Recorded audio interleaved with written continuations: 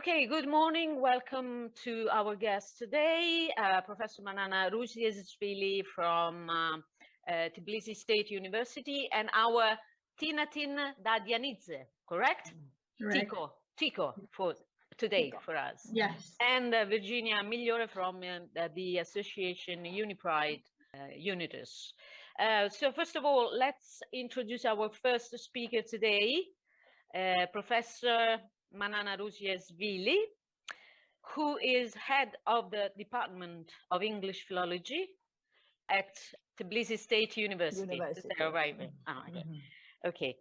She is also president of the ETAG, English Language Teachers Association of Georgia, and has published more than 100 works locally and internationally, and delivered papers at international conferences worldwide. So welcome, Manana. Feel free to start anytime you want. And today's topic is personal pronouns and forms of address in English in relation to hate speech and communication in social media. Thank you. Yeah, okay. If you give me the permission, I will. Or if you make me a co-host. Can you do that now? Yeah. Okay. So I am absolutely delighted to be here with you today. And our two universities have been partners for several years. And I sincerely hope that this seminar will be one of the stepping stones in a long-term partnership river between our universities. Tbilisi State University is the first university in the Caucasus, the oldest university. It is the leader in the Caucasus, in the region, and at the moment it is among 1.5% of the world's best universities. Today I'm going to talk about hate speech and how personal pronouns in Georgia are used or were used in this context that I'm going to talk about to divide society. And as well as this, I will be talking about the underlying reasons regarding this issue. But, well, my presentation will include three parts. The first is very general information about Georgian culture and Georgian language. Then I will be talking about hate speech. I will define hate speech. And then finally, I will be talking about pronouns in hate discourse.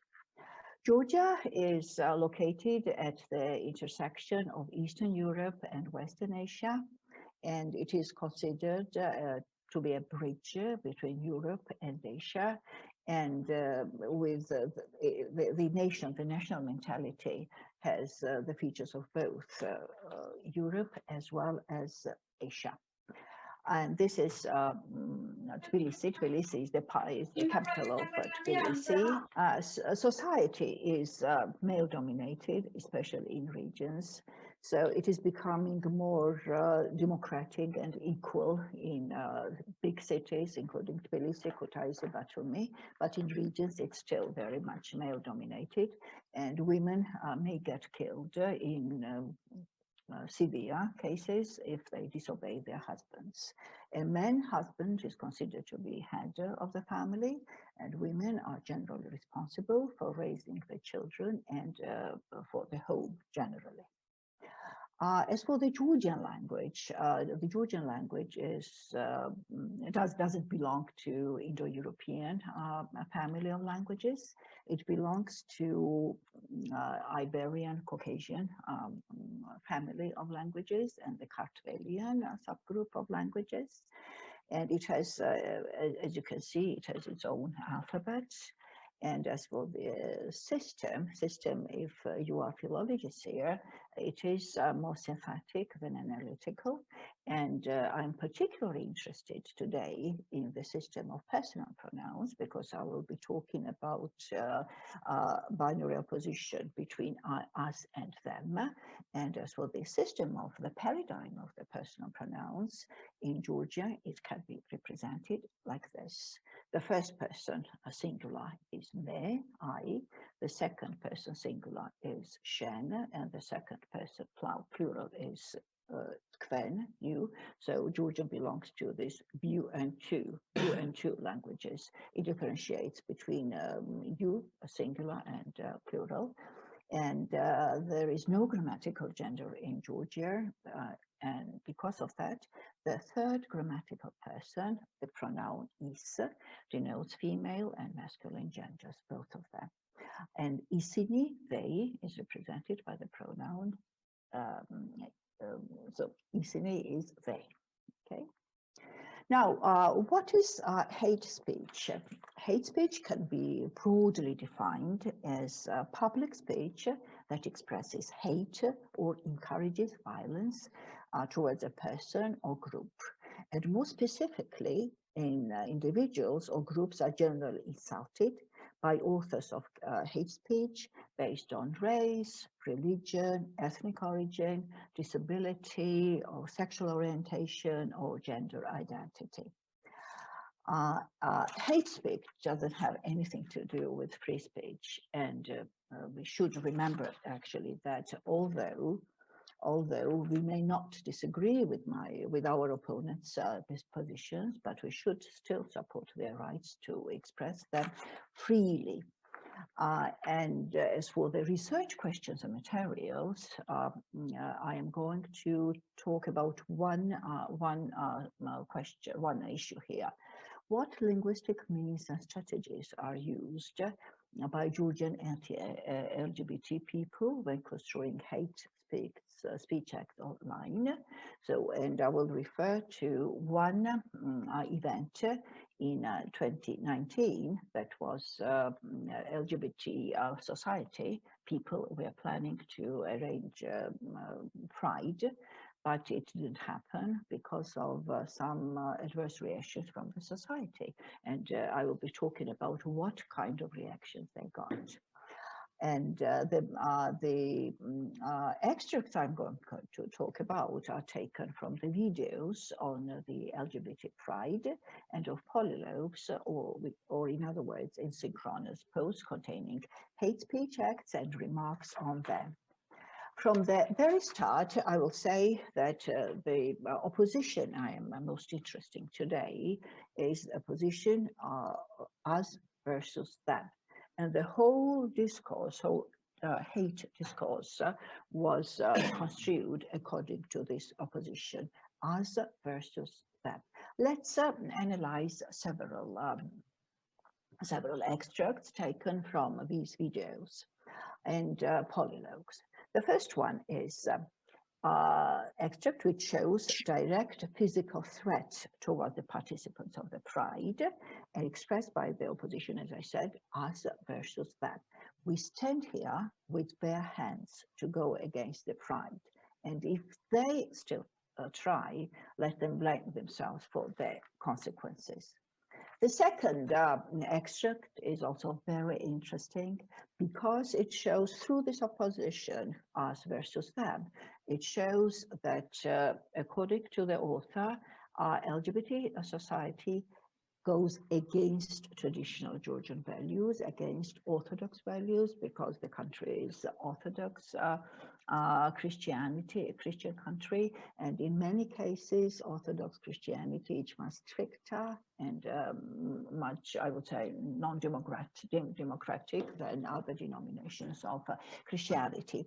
And the photo you can see here is that of Kartlis Deda, mother of Georgia, and it is one of the symbols of Georgian mentality, because Georgians usually say that they are hospitable, they love guests, and they are tolerant people. But on the other hand, as you can see in this photo, one bowl is a sort of symbol of wine, Georgian wine that Georgia makes her guests, and the sword symbolizes the enemies, how we greet enemies, in other words. Also, let's look at this extract now. We are sons and daughters of Carthage, or mother of Georgia. We are civilized people and love guests. We are hospitable, but we are against those stupid ambassadors who make the life of our church people hard. We will fasten the hands of the ambassadors and take them back to their embassies without hurting them, without even a hair falling down their head. This extract reveals the open contradiction against the LGBT community, and this is expressed in a number of ways. First of all, this is the binary opposition, us versus them, which emerges in the very first line. The speaker uses the so-called inclusive we extensively, and this in this case shows that the speaker talks not about himself but about the in-group of his followers, which makes it more dramatic. And on the other hand, this repetition as well as stylistically important words such as sweep away, they emphasize the severity of the occasion. And also in this extract, the speaker is against embassies, which actually, of course, expressed more democratic views. And he refers to the sons and daughters of Kartlis, which is also an effective icon, because, as I said, Kartlis is an extremely popular symbol of traditional values Georgian traditional and male-dominated society is proud of. And on the other hand, the speaker here realizes how severe the circumstances may be. And because of that, he said, we are not going to harm ambassadors. We are going to take them back to their embassies without hurting them, which is also significant in this case. Number three, the extract number 3, we are not oppressors. On the contrary, we are being oppressed and bullied. It is them who bully us. This epoch, this era of our contradiction with our outer forces should end. So this is a response to the protests of a liberal part of society, Georgian society, to the threats of Georgian March, which is a political party, the speaker and very pro-Russian party actually, the speaker belongs to.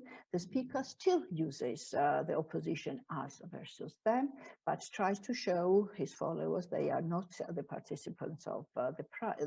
They're not to them, but the participants of the pride are not them, and not the participants of the pride are bullied and terrorized. And the fourth one, in the fourth extract, I see the direct contradiction, the direct appeal to physical threat.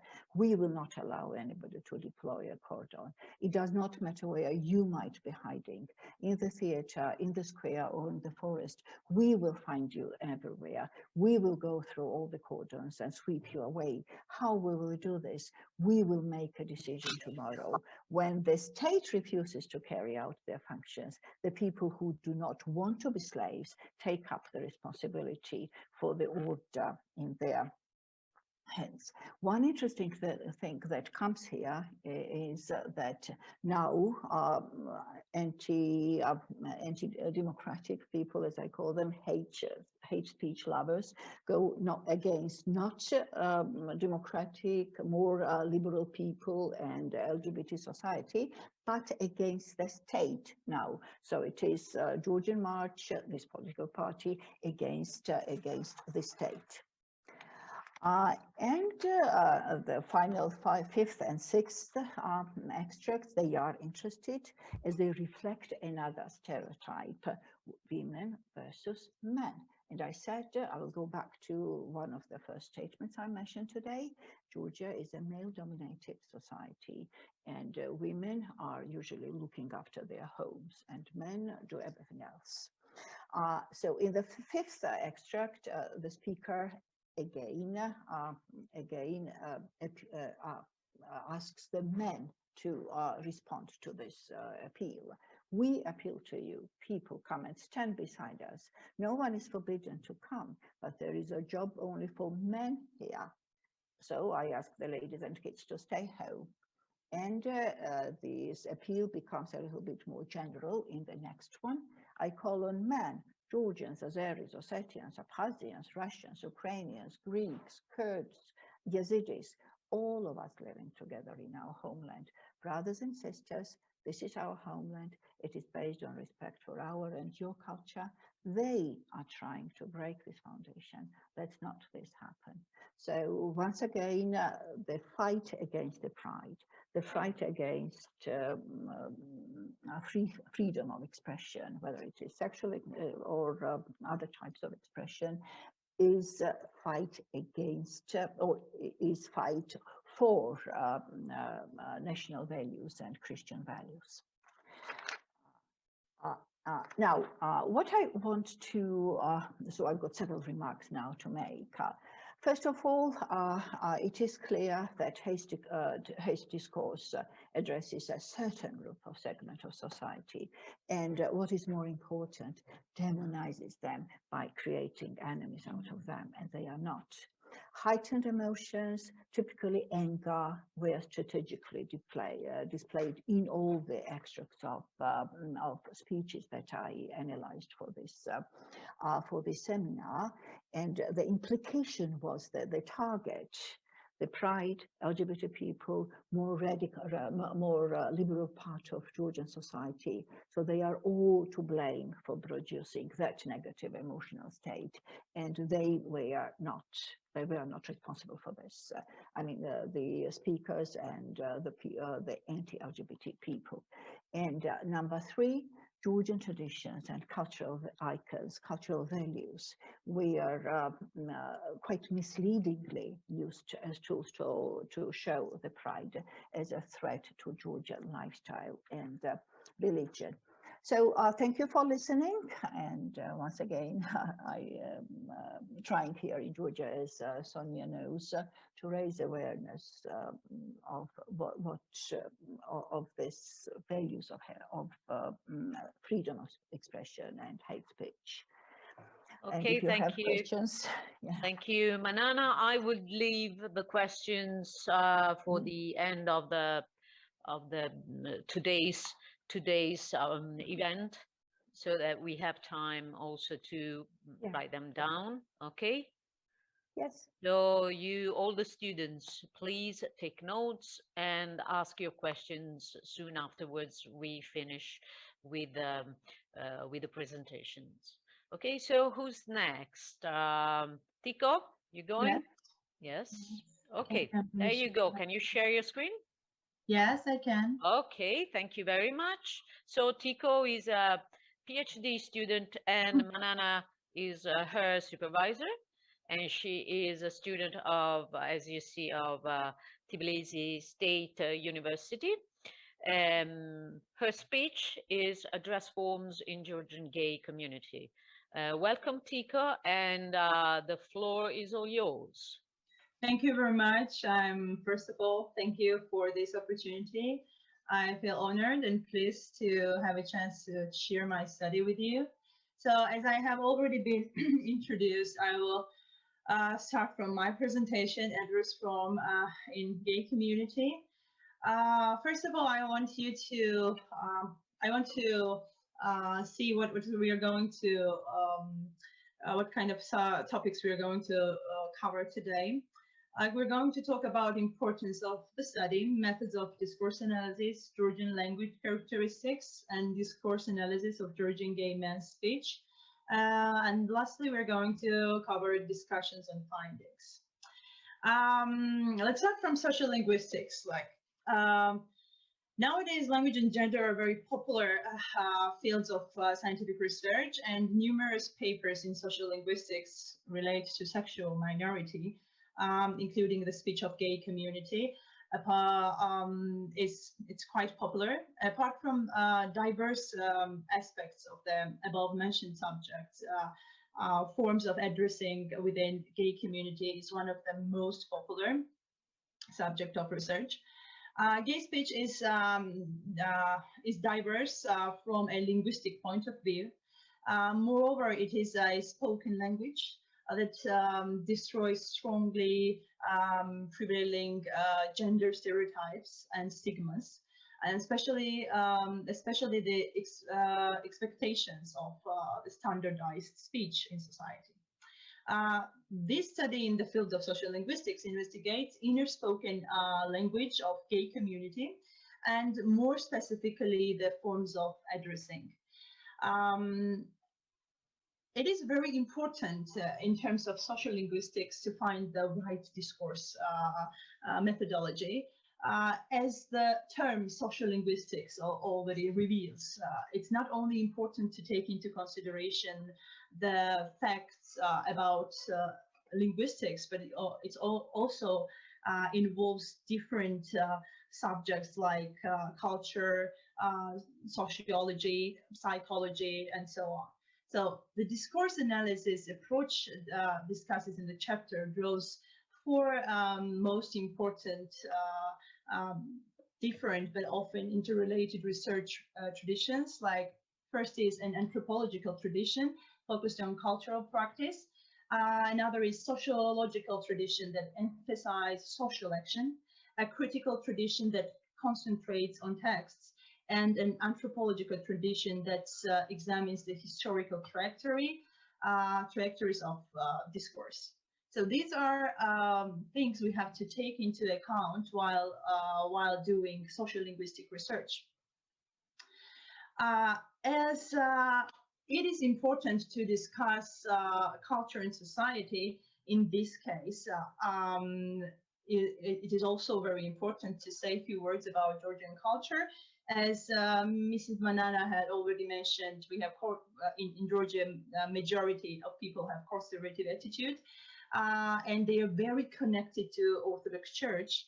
Orthodox Church does nothing but protest the freedom of LGBT community in a very violent way, which is quite heartbreaking. And this leads society to be to have a lot of stereotypes and stigmas about sexual minority. I prepared few photos here for you to visualize the situation in Georgia. In the first photo, you see the celebration of 17th May by church. And important fact about this is that 17th of May is World Pride Day, right? So Georgian Church decided to make this day also the day of family purity. And in this day, two different very important days are celebrated, but thing is that when Georgian Church is celebrating the day of family purity, it's hard for LGBT community to express themselves and celebrate National Day Against Homophobia. In the second picture, you see the results. It happened in the past 2018 when members of LGBT community couldn't celebrate the day, couldn't protest, and instead of be present and in the main square, they put shoes, and that's how they express that they actually exist and they have rights to speak and right to celebrate their day. Nowadays, they, for example, last year they had an opportunity to celebrate 17th of May, but they were surrounded by police, which was also very important for them because they don't really feel safe. It is amazing how language reflects the situation and attitude that exists in the society. Due to the problem of homophobia in Georgia, members of LGBT community often have to invent new terms. They speak with different hints and forms in order to defend themselves. And there are some examples I want to share with you. For example, first word is mubiknen. The meaning of this word is they came. Like, refers to the threat and calls on the gay community to change the subject. So when someone from other community enters the room or some place, they say this word to in order to defend themselves. So they say to another member of LGBT community to stop talking about maybe sexual orientation or something that express their true selves. Another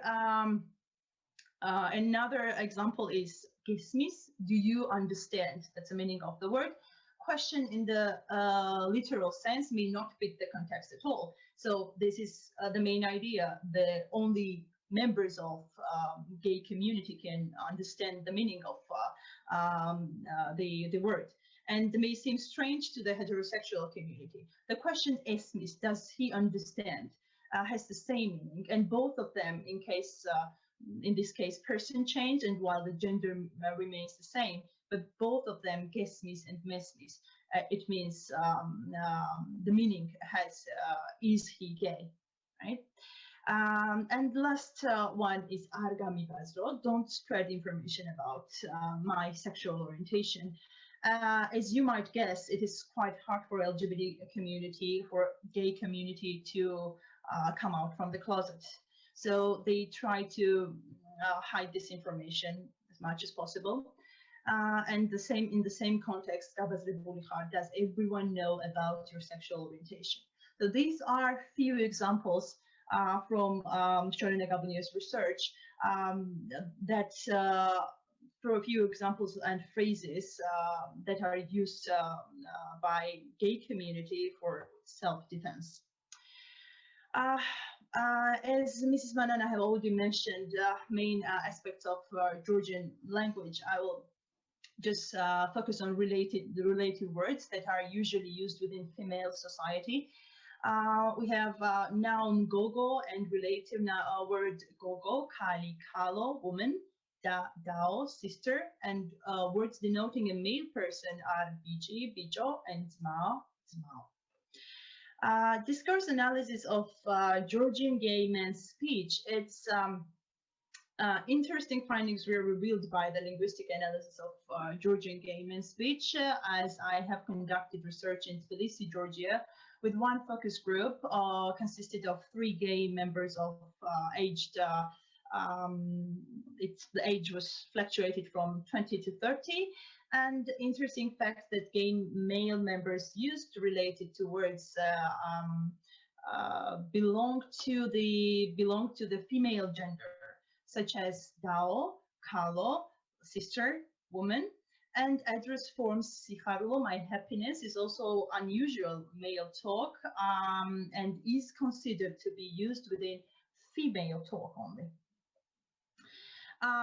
So in this slide, I have presented parts of the speech that I consider to be very important and worth to discuss. So what do you think QT, like in this last word little of or QT is a form that is mostly used in speech of in the speech by female members, and these words identify word little. It is also important that word is diminutive version of the adjective little and mostly used to refer a little child. Another example is okay, favorite food, sister, hashi, right? I can eat everything except for the onion. You hashi eater woman. Okay, why is this part very important? In this case, Gio and Vano participants, they are talking about food. Food is important in this case because hashi, the dish that is mentioned, is a type of soup made of cow intestines, eaten with the garlic and has very sharp flavor.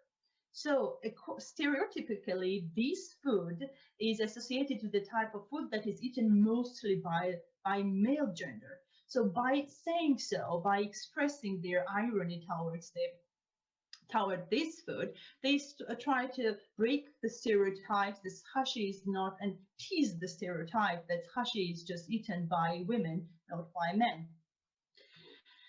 Another important part goes like this. Do you like cooking, sister? Whether you get married or not depends on this question. Okay, important thing about this extract is word get married. In Georgia, we have 2 words for getting married. One is, and they are both gender specific. One is getting married for male and getting married for female. Gathodevi is the word that is used for male to get married, and cholismopana is something that we say when male is getting married, right? Gathodevi is for female. So despite the fact that two men were the participants of this discourse, they still used word that was related to female gender. And as it is mentioned above, in Georgian language, there are different verbs denoting marriage. So in this case, they're all also breaking stereotypes towards language and expression of the gender. Linguistic strategies revealed during this research break widely spread heteronormative stereotypes.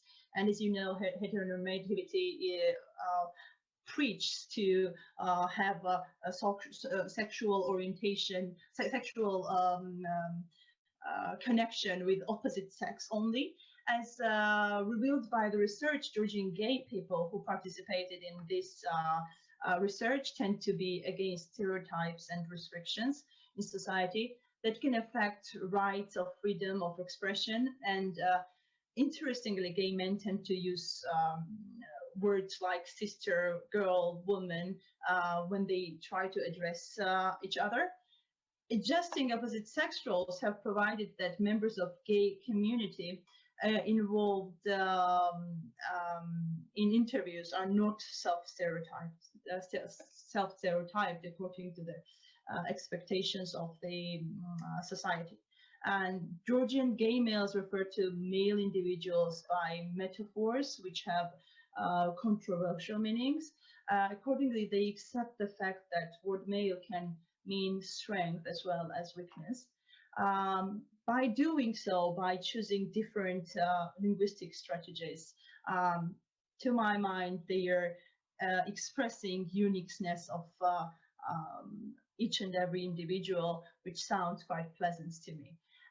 According to all this diverse information presented above, we can conclude that the linguistic analysis of recording, which involved Georgian gay males, revealed some similarities, differences in comparison to stereotypes about gay community, and diverse linguistic markers were demonstrated by society, cultural and psychological factors within Georgian gay society.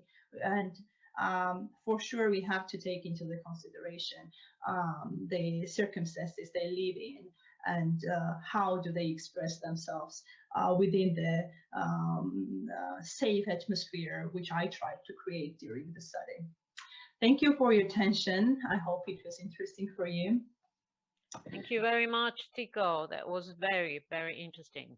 So it's good to, to understand how this kind of things work in other cultures. So now we are introducing Virginia and Alice. They are both members of a university association of students. This association is UniPride. They are discussing LGBT issues in the way the LGBT community uses social media to become more visible to the heteronormal world. Virginia, Alice, yes. You are introducing your subject? Yes, we will introduce ourselves first. First of all, I would like to thank Professor Melchiorre for inviting us and for giving us this opportunity, because I think it's always good to present this kind of things to students. And I present myself. I'm Virginia, and I study at Tuscia University. And together with Alice, we are responsible of this group of students, which is UniPride. And Alice, would you like to say something to introduce yourself first, and why? Thank you. Sharing my screen. Thank you. I'll just thank Professor Melchiorre for inviting us. And I would like to present just a little our association. We provide help desks for LGBTQI+ people. We organize events of course, before COVID, and now we organize online events for our group. And we are very happy to join you in this presentation. And now Virginia will talk about personal pronouns, and later I will talk about gender inclusive language. Thank you so much. All right, sorry if you hear the bells. I live near a church, can't do anything about it. So we can locate you precisely. Thank you. So today I will talk about personal pronouns. We'll try to explain you a few things about it. So have you ever noticed pronouns on someone's Instagram or Twitter biography? Have you ever noticed this kind of little things on someone's biography on Instagram or Twitter? If so, I show you some examples. So here I found out that many famous people actually use the personal pronouns on their bio. For example, everyone knows this actor, Jesse Tyler Ferguson. I think everyone knows him. He acts in Modern Family, for example. So, for example, he used the personal pronouns he, him to let people understand how they should talk to him. Or, for example, Elliot Page, which is another famous actor.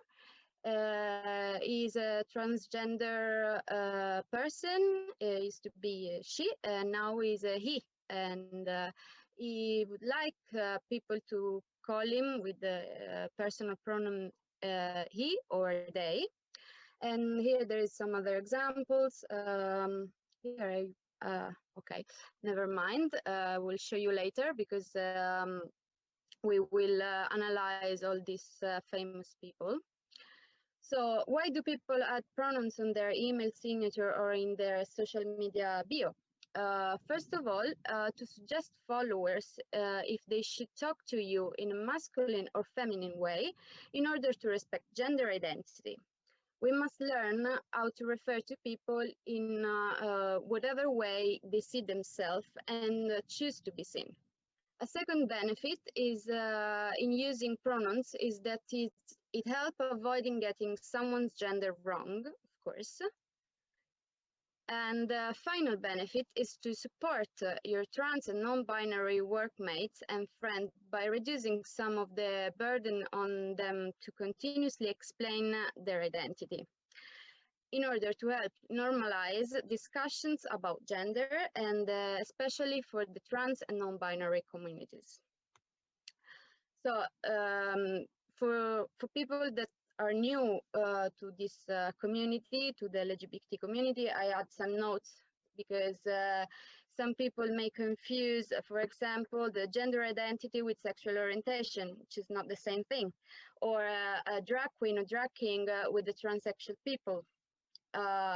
So basically, to be short, transgender is a term used to describe people whose gender is not the same as or does not sit comfortably with the sex they were assigned at birth.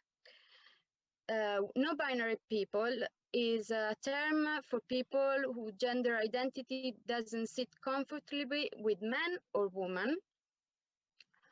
No-binary identities are varied and can include people with identity with some aspects of binary identities, while others reject them entirely. Non-binary people use they or them to reflect where they are on a gender spectrum. So here it's actually a funny way to understand the difference between sexual orientation or gender identity. I will explain a little bit just to make clear. So gender identity is like what you think you are, and whether gender expression is how you show yourself to people. So basically, this is expression. Attraction is what you feel attracted to, and biological sex, it's biological sex. So let's look at some the examples I showed you before. So Jesse Tyler, as I told you, is an actor. His biological sex is a male. His sexual orientation is homosexual, and the gender identity is male. That's why he has him in his bio on Instagram. Sam Smith basically is a singer, and his biological sex is a male, and his sexual orientation is homosexual, but identifies self as a no-binary. So he has on his bio on Instagram, they, them. Elliot Page, he is an actor. His biological sex was female, and his sexual orientation is homosexual, and his gender identity is transgender. So now he would like people to call himself as he or they. Daya Wade is Daya Wade. I think Daya Wade. She's the daughter of a famous basketball player, actually, and she's born as a male, but is transgender. So in her bio, she has she or her, and her sexual orientation is unknown. Karma Queen are two performers. They are drag queens. So that's why I was explaining to you the difference between transgender and drag queens. So drag queens are not transgender. They are basically performers. They just drag queens. Their biological sex, because they're two people. They're male, and the sexual orientation, one is homosexual, and the other one I couldn't find out. I had my research on internet, but I couldn't find out, but it doesn't matter. And his gender identity is genderqueer. So they call themselves he, she, or they, it doesn't matter. So this is my short introduction. I will leave the floor to Alice, which will she will talk about the inclusive gender inclusive language. And for more information about this kind of using the pronouns on Instagram or on Twitter, you can find out more on these links. I'm sure Professor Melchiorre will share with you the slides. So Alice? Thank you very much, Virginia. That was very well put, very clearly explained to those who are not familiar with this kind of language. Now it's your turn, Alice. Are you there? Thank you so much. Yes, I'm here. Okay, so the floor is yours. Thank you very much for joining us today. Thank you so much. Okay, after speaking about pronouns, I think it's important to talk a little about languages. And right now I'm talking about gender inclusive language and how we can express ourselves in an inclusive way. If you can move on, sorry, Virginia. Okay. So what is a gender neutral language? Maybe you heard about this term in internet or somewhere else, but a gender neutral language is a language which avoids a bias towards a specific sex or a specific social gender. Can you please move on, Virginia? I'm sorry, it is a technical. she is moving my presentation. Sorry. So this is the importance of this term. If you can move the presentation, we go to exactly. what I want to say is that our language is very important because it impacts how we think and how we perceive the world, of course. Move on, sorry. Just a moment, because I want to show you some, the next. Okay, I wanted to quote, sorry, okay. I wanted to quote a professor, who is Lera Borowski. She made a lot of studies in languages, and she said that even some frivolous aspects of our language can affect, how we see the world.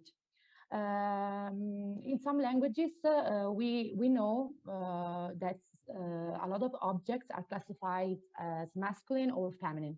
So she made an interesting study. She asked German and Spanish speakers to describe a key. A key, the term key, is masculine in German language, and it is feminine in Spanish language.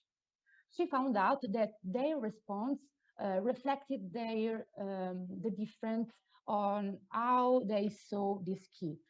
Germans used more masculine terms, like they described the key as hard, big, serrated, and the Spanish people described it as more feminine, like little, shiny, and golden. This is an example of how the language can affect how we see the world in general. This is a little experiment and study she did to make us understand what she wanted to say.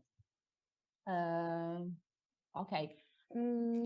I just had a focus on English language and in Italian language. It's very interesting to understand. There are a lot of differences between our languages. And for example, English is a gender neutral language. They call it language because in English there is a difference between a grammatical gender, gender as a social construct, and of course the biological sex. I found out, I didn't know, of course, I just found out when I had this, I studied this presentation and I got interested about it, that English has few gender markers. In English, we have pronouns and possessives and some nouns and form of address. But in English, some nouns do not have grammatical gender form, like, for example, teacher, president, student.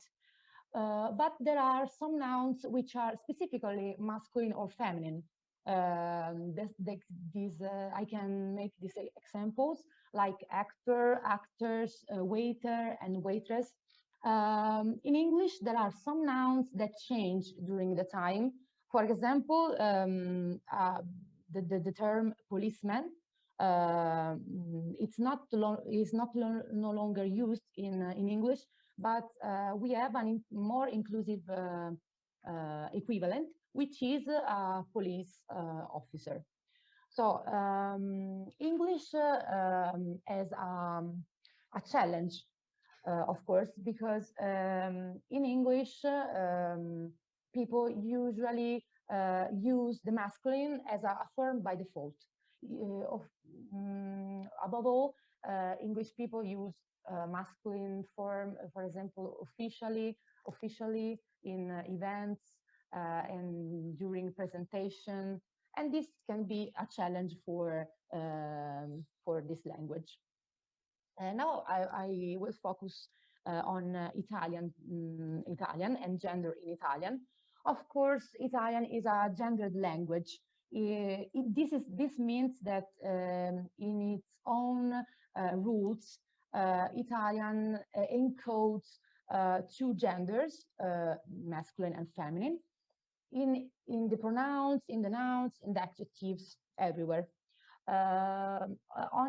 During its development, from vulgar Italian to Italian, we had a third gender, which was the neuter, but this disappeared from the language centuries ago.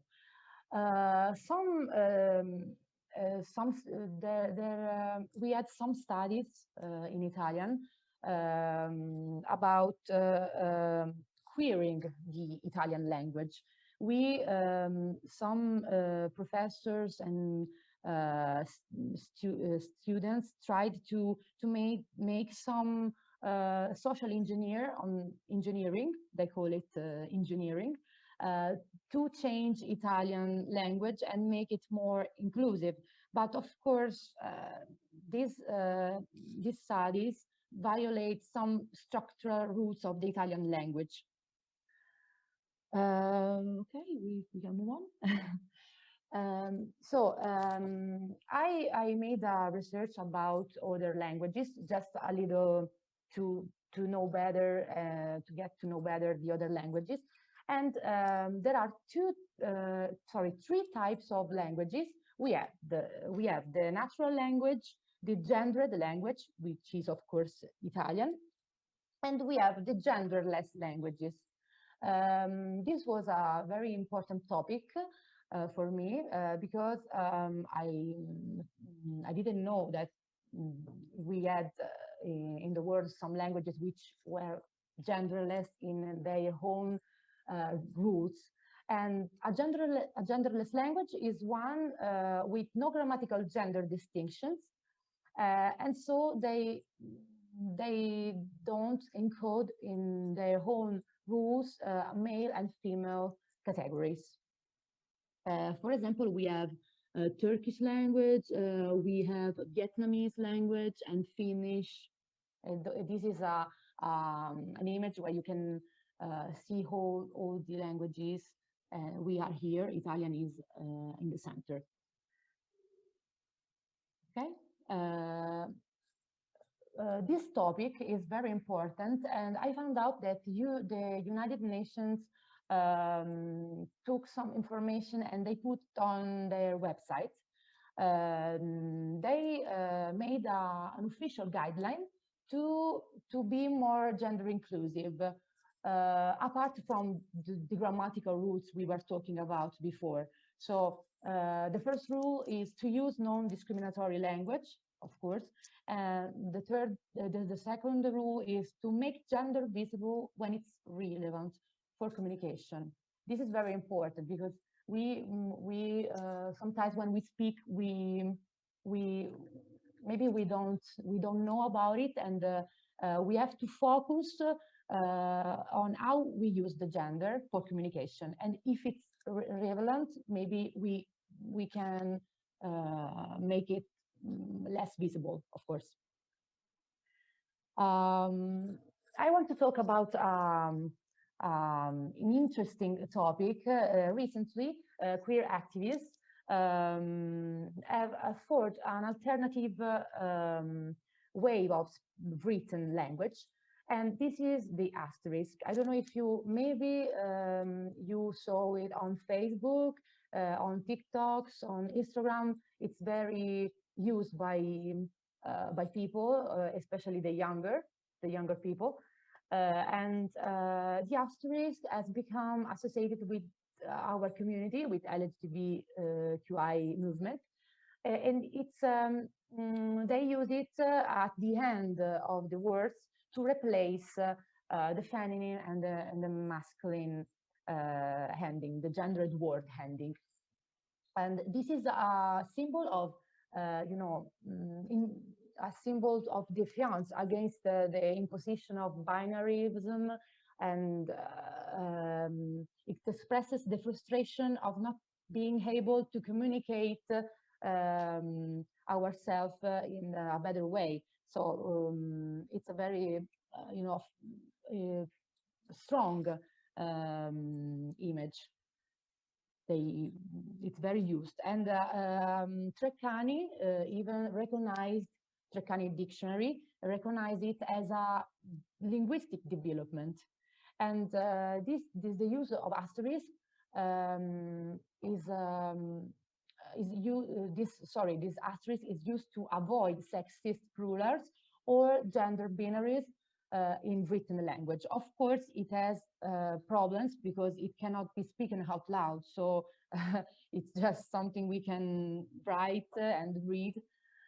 So it has its own problems.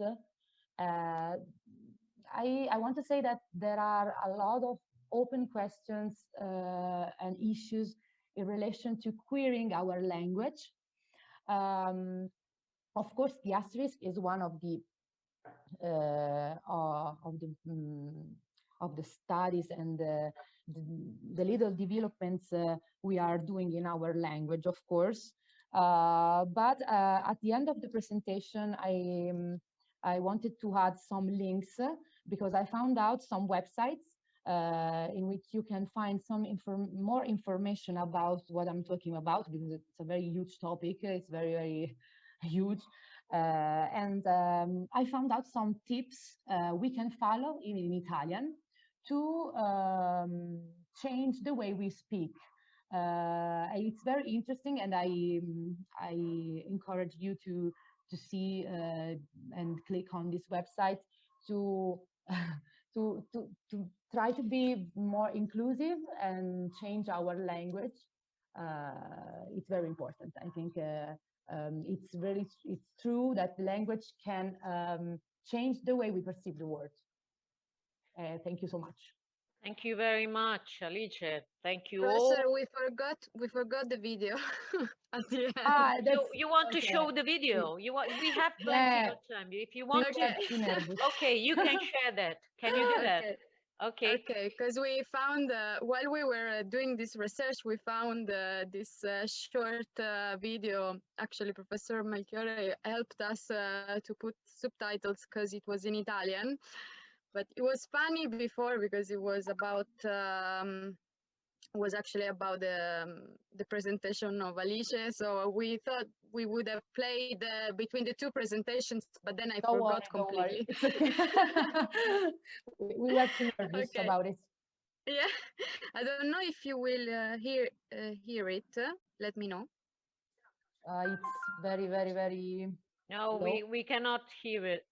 We cannot You hear can't that. hear it. Okay, okay. I will try to understand why. Okay, I know why. Okay, let me just 1 second do the sharing again because I had to tick this. Okay, now I think you can hear it. Ecco, poi io il giapponese l'ho studiato all'università e vi assicuro è una lingua bislacca, cioè fate conto che non ha né il genere né il numero. Quindi se tu per esempio vuoi dire esco con gli amici, per dire amici usi il termine tomodachi, che vuol dire appunto amici, amiche, amico, amica. Per cui se io a 15 anni uscivo di casa dicendo a mio padre esco con tomodachi, se nella sua testa era un plurale femminile, nella mia era un onestissimo singolare maschile. Che poi abbia scoperto di essere lesbica è un'altra storia. Okay, this is funny, and you have the longer version of the video also on YouTube, and we work together in order to edit the video and add subtitles in English. So this is something we could do also to have fun when we are discussing something which is also painful and difficult and awkward. I think that irony is always the best way to approach this kind of stuff. More than 20 years ago, when I was in my first years at the university, and there were no unions, nothing for students, LGBT communities. I discovered them when I was abroad in Britain. There are plenty of associations, LGBT plus associations across Europe, in the world, and they are doing very well inside universities, which is very relevant according to what we are doing, what we are dealing with today, because especially young people, they feel like they are more confident, they can find the courage to. The point is not about coming out, it's about dealing with themselves. It is about recognizing, telling the others about their own identity. So this is the most important thing. My point with this meeting today is to just try to establish a connection with other countries in order to help younger people, younger generations, to find their own voices, to raise their hand and say, look, I exist, I can say something. And I thank very much my guests. Now we have plenty of time for questions. So please, we have a special group dealing with LGBT issues in this class. Lorenzo. Yes, I have a question for Professor Manana. I want to ask you if in Georgia, do you literally have anti-LGBT political party? Yes, we do. I actually mentioned it during the presentation. That is called the Georgian March. And it is not only an LGBT party, but it is very pro-Russian party. And so generally, I think I should say that liberal party or liberal society or liberal part of the population is generally associated with European or is with Europe, and they practice European orientation, whereas pro-Russian parties are decisively anti-LGBT. So, yeah. That's horrible. Yeah, it is. It is. If I can say that. It is. And so that is the party which actually demonizes all the people, not only LGBT people. This is the party which demonizes, which presents minorities, not only sexual minorities, but also ethnic minorities in the worst possible way. They, as they say, they demonize them and present them as threats to Georgian mentality, traditional Georgian values, which is rubbish, of course. Thank you. Thank you, Lorenzo. Loredana, do you want to ask a question? You raise your hand. Yes, one moment. I ask you if Me? today. Me? No, sorry, for Virginia Migliore. Okay. Yes, and the other girl. I don't. Alice. Yes. Okay. If today is it more correct to say pansexual or bisexual for inclusive form? Okay. There is difference between bisexual or pansexual. It depends on the sexual attraction of someone. So being pansexual means that you are attracted to anyone. For example, even for transsexual people or to lesbians, or whether you're gay or not. In bisexual, you are attracted by men or by women. So it depends on the attraction you feel. It's two different categories. Exactly. Okay, thank you. Sorry. The levels, these levels you're talking about are very important, but I always say that we don't have to focus too much on levels, of course. But it is important to focus on how the people want to be perceived. So if for someone is important to be called bisexual or pansexual, you have to be specific, of course, and you have to the importance. What is important is to listen and to listen to people and to understand if they want to be labeled or not. There are a lot of people who don't want to be labeled. We always talk about these topics on our gender fluid. Yeah, yes, of course, people who are gender fluids or pansexual. Sometimes people don't want to be labeled. So I would recommend, if you want to know more about it, to just to listen people, and this is all about it. You To don't have know them. yeah, exactly. You don't have to be very specific and to know every label, because if you search on internet, you will get crazy because there are a lot of labels. Yes. So, Okay. And we Great. studied them all. yeah, we had an Okay, meeting about it. Alice, Virginia, can I add something? We sometimes we just need labels because people are very keen on labels first, and second, labels according to the society you are living in become a sort of a matter of identity. So now we are, let's say, we are free enough to pick up the labels we like, so that's just fine. But let me tell you that 20 years ago, when I identified as a lesbian, that was a problem. Just to say that. So now you are very lucky because you can pick up this kind of things. But in some other countries now, they are living the situations we were living 20 or more than 20 years ago. So we must understand every time that language, again, is to be understood in context. Context is always very relevant.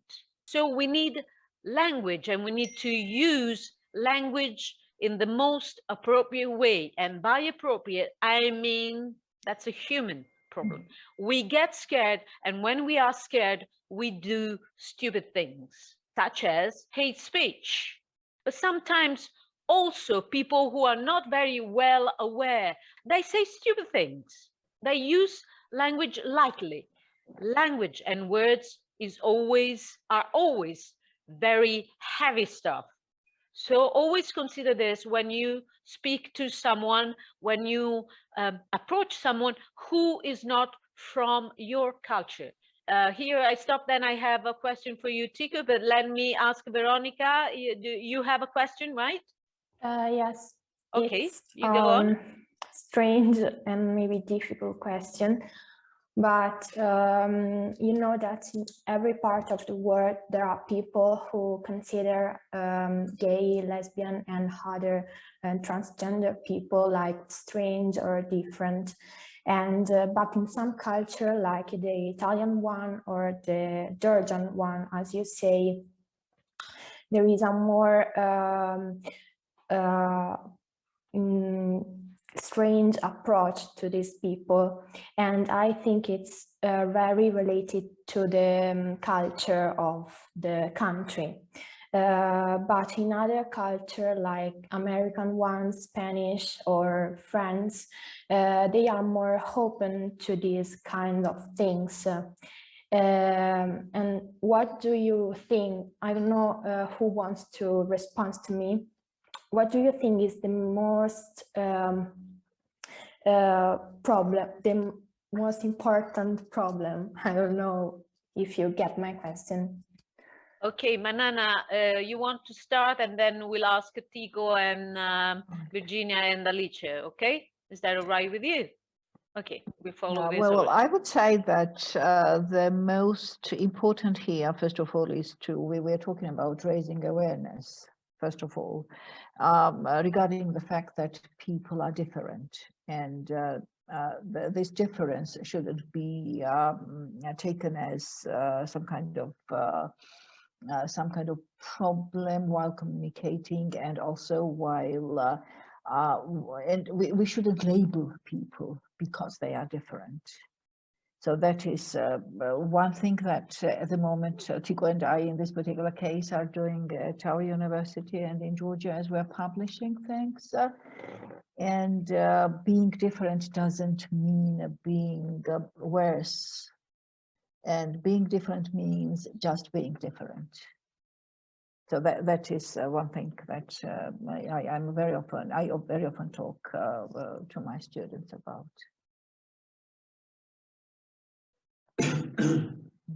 Okay, Tico, there you go.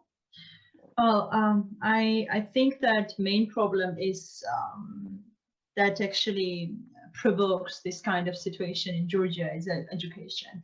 Like if you, I had numerous conversation with people around me, about this topic, and you can't imagine what kind of stereotypes and stigmas they might have about the LGBT community. It's kind of unbelievable.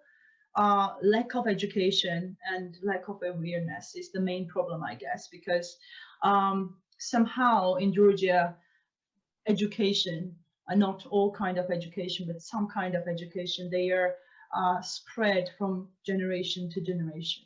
And sometimes when I advise people to search something in the literature, to go to the library, to read something that is scientific, that is true, they are not aware to understand the value of the materials I am suggesting. And they prefer to believe in what, I don't know, ancestors said 100 years ago. And I think this is the main problem. But I do believe in new generation of Georgia. They are open-minded, and mostly if you compare the sides, aggressive side of aggressive parts of the population, they are mostly consisted with old generation. New generation is more able to have this access to the education, and they are eager to have this access to education. So I think that I think that they are going to make big steps, and we are trying hard to, but it's kind of quite difficult to make a change in old generation minds because they are very standard. And I add something. I agree with Tico, and she was my MA student as well, and we often talked about at the lectures of intercultural communication, if you remember, Tico, about educating people. I will add here that not only LGBT people are considered to be out of stereotypes, but any woman who goes against traditional stereotypes. And because of that, when I'm talking about aggressive machoistic society, I mean both gender stereotypes and LGBT community stereotypes. Even Georgian women of my generation, as Tico mentioned, older generation, majority of Georgian women would say that a woman should sit at home and look after kids. They don't have anything to do outside. And this is changing.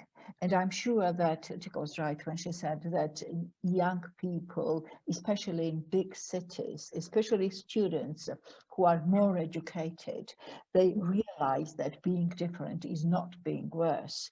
And if people are different, they are also just like us. To say it in the nicest possible way. And so this is the way to go, to realize that the world has multiple colors. Yeah. And it's not gray, just as a lot of people in Georgia would look at the world. Virginia, do you want to add something? I appreciate the speech of Miss Manana and Miss Tinatin, because I agree with them. And for the gender problem, there will be 2 hours more to talk about, because it comes together sometimes. No, just what I think it's that there is many factors that are that depends on what kind of historical reasons, cultural reasons, educational reasons. Actually, educating, it's a very important word, because I think it's one of the most how to say, that can do more. What I think is that it's not just about countries. It's not just about different countries, because even in Italy we can see a lot of homophobic episodes. So unfortunately, fortunately, unfortunately, I don't know really. It's not just about different countries and different cultures, because even in the same state, you can find some people that are so attached to traditions and so attached to his old cultures, and they don't want to change, basically because they're scared. And that's what Professor Melchiorre was saying, that people are just scared to go out to their comfort zone. So they just behave like this because they're scared. Alice. Yeah, here you are. I would add something very quickly. Thank you, Veronica, for your question. It was interesting because it's a very personal issue for me. You asked us what is the problem, and they already they already said everything about it. Of course, the education and the schools are the most important, things to work on, because I think that you're very lucky that you have Professor Melchiorre, people like her in your university. You are able to talk about things, so you maybe you will feel more safe if you want to ask your professors and teachers about anything. And this is very important because in my personal experience, when I was at school, discovering I was lesbian and everything in my high school, I didn't have anyone to talk about these things. And I had very homophobic teachers in my high school, and they look at me like I was a strange girl, and I couldn't talk with anyone. So school and education is the most important things. And I would say that we talk about this topic in one of our discussions in our group, and we had presentation about gender rights and rights in all over the world, LGTB plus rights in the world. And you mentioned France and Spain as the most, the most open countries. It's very important to remember that they had a long journey before that.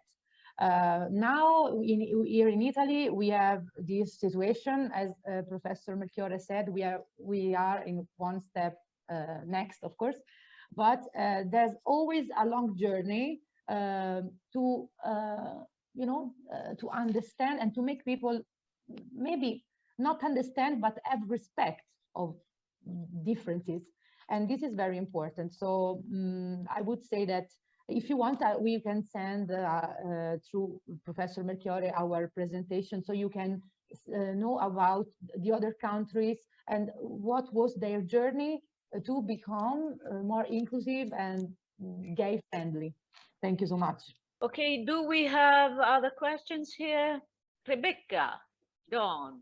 Ask a question. What do you think of this kind of lectures where you can not just simply learn notions about grammar or the use of English language, but you learn about the way you use language in your culture for communication? What would you say about that? So I have to be sincere. I had never experienced such an interactive lessons as the one I am experiencing with you, Professor. And it's new for me, but in a good way, because interactive lessons where you can learn more about the way you speak, you write, and the way you create your own reality, your own world, is quite interesting for me. So it's a new experience, but I appreciate it. Thank you very much. And Filippo, tell us something. Good morning. No, it's very interesting lessons, and is always a good. It's good to share, isn't Yes, it? good to share to the share. experience in other nations, in other countries. Very good. Milena and Monica. I think it's a new topic for me, so I don't know a lot of things about it. So it's very important to know and to appreciate it with it. Monica, give us some feedback. Thank you, Milena. Okay, it was very interesting, and I was thinking about how much religion is conditioning, how to say, this kind of stuff. So I was asking if Orthodox Church is like Catholic Church. Yeah. I want to ask you. Both Catholic and Orthodox churches are Christian churches, Yes. but Orthodox Church, I would say, is stricter and stricter about rules and these stereotypes. It includes gender stereotypes as well as attitude towards LGBT people in Georgia. But having said this, I would say that there are quite a number of priests in our church who go against such kind of oppression, and they say that church is for everybody. You can't be, let's say, you can't have a congregation made of, let's say, straight people and say no to LGBT community. And this is the part of church that I would like to belong to. Okay. Mm-hmm. Thank you, Monica. Thank you. And I have one last question for Tico. Tico, how good is it to find someone in the institution, in this institution, I mean university? How relevant was for you as a student to find someone like Manana, who gave you the opportunity to deal with such kind of stuff? Tell us about this. Thank you for this question. It's very important for me to express the story and share the story with you. First, when I decided to work on the social linguistic, the topic LGBT community, I shared with Miss Manana, and she fully supported me.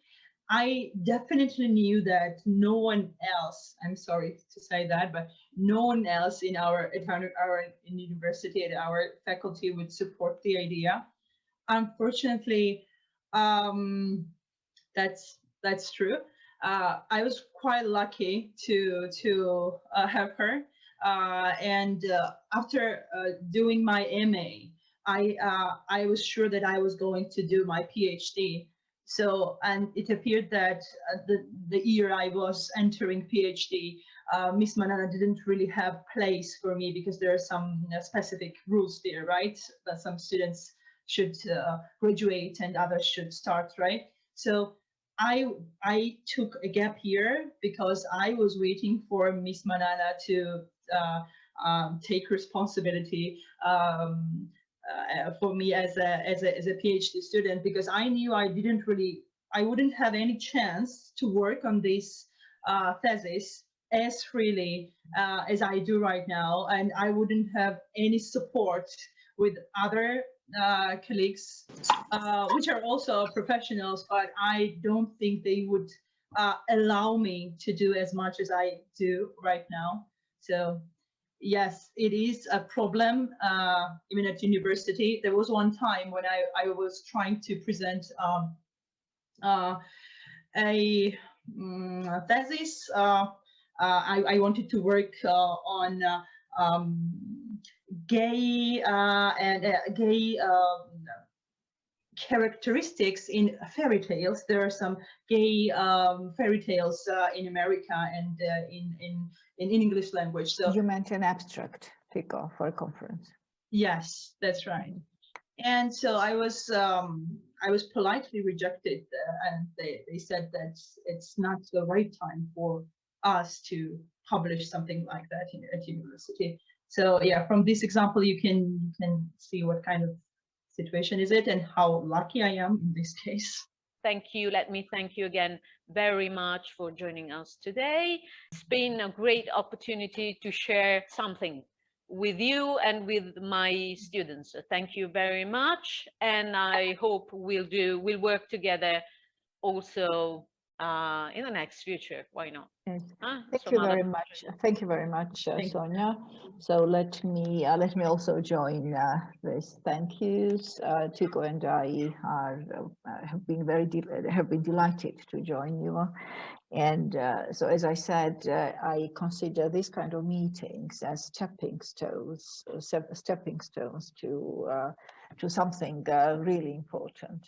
And I'm sure that it will help. This meeting will help us to achieve something. Thank you very much. Thank you all. Thank you, Virginia and Alice. Grazie mille.